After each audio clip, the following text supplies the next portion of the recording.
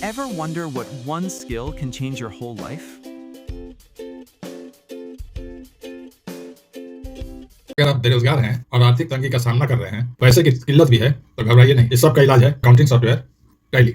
सीख ले, आपका मन भी लगेगा, क्योंकि पैसे के लेन देन को ही आप ट्रैक करेंगे, उसी को हैंडल करेंगे। इस काम के बदले में आपको एक अच्छा खासा सैलरी भी मिलेगा और बॉस के करीबी होने का अवसर भी मिलेगा। एजुकेशनल बैकग्राउंड का कोई समस्या नहीं है, आर्ट्स साइंस कॉमर्स सब चलेगा, खाली आपका कॉमन सेंस और कूल माइंड होना चाहिए। ठीक है, चलिए आज हम लोग टैली में बिजनेस वर्ल्ड में जो फाइनेंशियल ट्रांजैक्शंस होते हैं उनको ट्रैक करना और रिकॉर्ड करना सीखेंगे। उसके पहले एक छोटा सा कंसेप्ट ले लीजिए। आपका छोटा बिजनेस हो या टाटा बिरला, अंबानी, अडानी का मल्टीनेशनल कंपनी हो, हर जगह कैश का फ्लो दोनों दिशा में होता है। कैश आएगा भी और कैश जाएगा भी। अगर कैश आएगा तो इनफ्लो कहलाएगा और कैश अगर जाएगा तो आउटफ्लो कहलाएगा। ठीक है, कैश के इसी फ्लो को हम लोग को ट्रैक करना है और टैली में डिजिटली रिकॉर्ड कर देना है।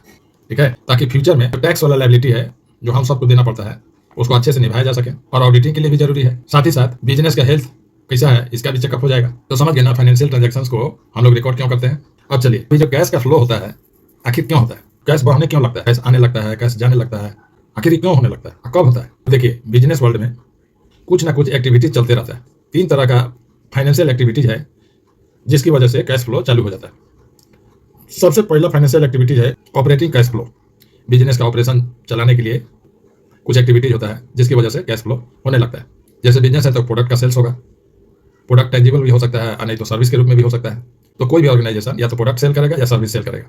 तो नेचुरल है कि जब सेल्स होगा तो पैसा आएगा, यानी कैश का इनफ्लो। और जब माल सब बिक गया तो फिर हमको माल परचेज करना होगा। जब खरीदारी होगा तो उस समय पैसा जाएगा, यानी आउटफ्लो। ये सब काम करने के लिए बहुत सारा स्टाफ होगा, और जब स्टाफ को हम लोग सैलरी देंगे तो पैसा फिर से बाहर जाएगा, यानी आउटफ्लो। यानी बिजनेस को सुचारू ढंग से ऑपरेट करने के लिए जो भी फाइनेंशियल एक्टिविटीज है, चाहे सेल्स का, चाहे परचेज का, चाहे सैलरी देने का, इनकी वजह से कैश फ्लो होने लगता है।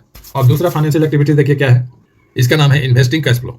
जो भी कॉर्पोरेट वर्ल्ड में आप काम करेंगे वहाँ बहुत तरह का निवेश भी किया जाएगा। ऑफिस में मशीन मंगाया गया, बहुत सारा कंप्यूटर्स आया, लैपटॉप्स आया, प्रिंटर आया, तो मशीन मंगाने के लिए इन्वेस्ट किया जाएगा, तो कैश का आउटफ्लो होगा, कैश बाहर निकलेगा। कभी कभी ऐसा होगा कि जो पुराना मशीन था उसको बेच दिया गया, जब बेचिएगा तो पैसा आएगा, अंदर आएगा, तो ये हो गया कैश का इनफ्लो। इन्वेस्टिंग से भी कैश का फ्लो होने लगता है। और तीसरा एक्टिविटी को कहते हैं फाइनेंशियल कैश फ्लो। इसमें कौन सा क्रियाकलाप आता है, जैसे बैंक से लोन ले लिया 10 लाख का, तो 10 लाख रुपए कैश आ गया, इनफ्लो हो गया। कोई लोन जब चुकाने लगे तो कैश का आउटफ्लो चालू हो गया। अगर ईएमआई के रूप में 50-50 हजार देना चालू कर दिए तो कैश का आउटफ्लो होने लगा। तो इन्हीं सब एक्टिविटीज के कारण कैश फ्लो होता है, operating cash flow, investing cash flow और फाइनेंशियल कैश फ्लो। अब हमारा रोल क्या रहेगा टैली में, अगर कैश आ रहा है यानी इनफ्लो हो रहा है, टैली के वाउचर एंट्री में जाके रिसिप्ट का एंट्री करना है, क्योंकि आ रहा है पैसा हम लोग ग्रहण कर रहे हैं, तो रिसिप्ट। कैश बैंक को डेबिट कर देना है। बैंक क्यों बोले, क्योंकि कैश कभी कभी डायरेक्ट आएगा करेंसी के रूप में, जो भी देश का करेंसी है, और कभी कभी चेक के रूप में आएगा। तो चेक के रूप में आने का मतलब क्या हुआ कि कैश जो है मेरे हाथ में ना आके बैंक में चला गया। तो इसीलिए कह रहे हैं कि कैश को या बैंक को डेबिट कर दीजिएगा, और जो इनकम सोर्स है यानी जहां से वो कैश आ रहा है उसको क्रेडिट कर देना है। कोई पार्टी हो सकता है, कोई कस्टमर हो सकता है जहां से पैसा आ रहा है, या कोई फाइनेंशियल ऑर्गेनाइजेशन भी हो सकता है। जैसे लोन का केस में पैसा कहां से आ रहा था, बैंक से। सेल कीजिएगा तो पैसा आएगा कस्टमर के माध्यम से, तो इनकम सोर्स को क्रेडिट कर देना। अकाउंटिंग का गोल्डन रूल है, debit what comes in, credit what goes out. जो आ रहा है उसको डेबिट कीजिए और जो जा रहा है उसको क्रेडिट कीजिए। एसेट्स के मामले में इसी रूल को हम लोग फॉलो करते हैं। अब चलिए, कैश के जितने भी इनफ्लो वाले ट्रांजैक्शंस हैं उसको हम लोग टैली प्राइम में एंट्री करके देखते हैं। चाहे टैली का कोई भी वर्जन हो, उसमें गेटवे ऑफ टैली नाम का एक मेनू होगा, उसी में हम लोग ट्रांजैक्शंस की एंट्री करते हैं। उसके लिए कहाँ पे जाएंगे, ये वाउचर्स लिखा हुआ है। वाउचर्स का मतलब होता है रिटर्न प्रूफ ऑफ ट्रांजैक्शंस, इसी में इन कर जाइएगा। कैश के इनफ्लो वाले ट्रांजैक्शंस की एंट्री यहाँ पे करेंगे। टैली को कैसे बताएंगे कि कैश का इनफ्लो हो रहा है, कैश आ रहा है। राइट साइड में देखिएगा वाउचर एंट्री का बहुत सारा टाइप लिखा हुआ है, पेमेंट है, रिसिप्ट है, जनरल है, सेल्स है, परचेज है। कि कैश आ रहा है, इनफ्लो हो रहा है, तो हम लोग रिसिप्ट बटन को प्रेस करेंगे। इससे टैली समझ जाएगा कि कैश का इनफ्लो हो रहा है। जैसे हमने पहले बताया था कि ऑपरेशनल एक्टिविटीज में प्रोडक्ट को सेल किया जाता है। मान लीजिए कैश सेल्स हुआ है तो कैश आएगा, तो उसको डेबिट करेंगे, और जहां से आया है सोर्स को हम लोग क्रेडिट करेंगे। तो कैश कहां से आया है, सेल्स से आया, बेच के आया, प्रोडक्ट को बेच के आया या सर्विस को बेच के आया, तो सेल्स वाले लेजर को क्रेडिट कर देंगे।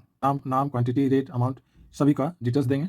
और नहीं तो डायरेक्ट अगर लिखना चाहते हैं आप डायरेक्ट भी लिख सकते हैं। देखिए कैश ऑटोमेटिक आ गया, टैली को पता है कि कैश का इनफ्लो हो रहा है। एरेसन में लिख देंगे कैश सेल्स 10,000। चलिए दूसरा ट्रांजैक्शंस देखते हैं। मान लीजिए किसी कस्टमर ने आके आपको 50,000 दे दिए, सामान वो आपसे नहीं लिया। इसका मतलब यह हुआ है कि कस्टमर सामान पहले उधार ले जा चुका है, आज उसने पेमेंट किया। हम लोग क्रेडिट करेंगे बिल्स रिसीवेबल्स को और कैश को डेबिट कर देंगे। यानी 50,000 रुपया आया किसी कस्टमर के थ्रू, क्योंकि आउटस्टैंडिंग था, इसीलिए हमने कस्टमर का नाम ना लिख के वहाँ पे लिखा बिल्स रिसीवेबल्स। बिल हमको रिसीव करना था। यहाँ पे एक बात और हो सकता है, मान लीजिए कस्टमर को हमने 2,000 रुपया डिस्काउंट दिया था, इसका मतलब है कस्टमर आपको 48,000 देगा, 2,000 उसको छोड़ दिया गया है।